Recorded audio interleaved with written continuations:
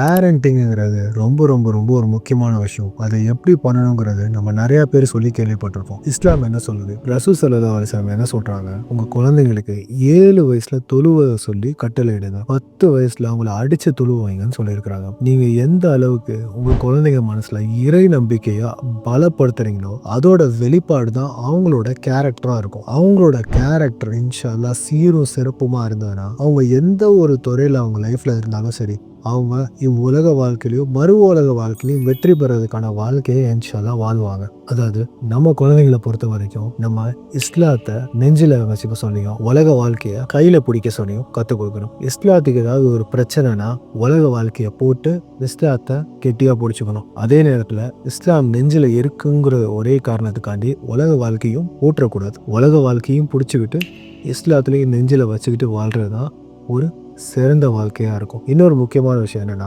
ரசூல் ஸல்லல்லாஹு அலைஹி வஸல்லம் என்ன சொல்றாங்க? ஒரு பலமான நம்பிக்கையாளர் ஒரு பலவீனமான நம்பிக்கையாளரோட சிறந்தவங்கன்னு சொல்றாங்க.